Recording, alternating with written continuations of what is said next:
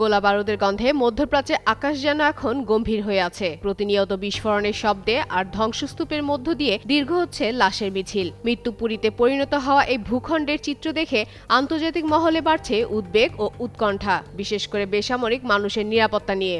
এই প্রেক্ষাপটে যুক্তরাষ্ট্রভিত্তিক ইরানি মানবাধিকার সংস্থা human rights activities news agency HRANA এক বিবৃতিতে সাম্প্রতিক গবেষণা ও তথ্য বিশ্লেষণের ফল প্রকাশ করেছে। তারা জানায় ২৮ ফেব্রুয়ারি থেকে ৩ মার্চ পর্যন্ত ৪ দিনে ইরান জুড়ে ব্যাপক বিমান হামলা চালানো হয়। এই সময় মার্কিন ও ইসরায়েলি বিমান বাহিনী শত শত রাউন্ড বোমা নিক্ষেপ করে, যার আঘাত পড়ে সামরিক স্থাপনার পাশাপাশি হাসপাতাল, স্বাস্থ্যকেন্দ্র ও আবাসিক এলাকায়। বিসওয়াক্স আর ভিটামিন ই সমৃদ্ধ স্কোয়ারের ময়শ্চারাইজিং মেরি লিপ কেয়ার, এবার হাসুন প্রাণ খুলে।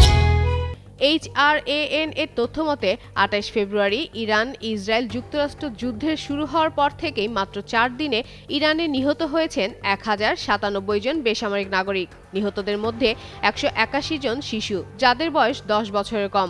একই সময় আহত হয়েছেন অন্তত ৫,৪০২ জন। তাদের মধ্যেও রয়েছে কমপক্ষে ১০০ জন শিশু। নিহত ও আহতের সংখ্যা নিয়ে বিভিন্ন উৎস থেকে তথ্য আসছে উল্লেখ করে HRANA বলছে, সেসব তথ্য যাচাই বাছাই কাজ এখনো চলমান। তবে পরিস্থিতির ভয়াবহতা দিন দিন স্পষ্ট হয়ে উঠছে, আর এর প্রধান ভুক্তভোগী হয়ে উঠছেন সাধারণ মানুষ।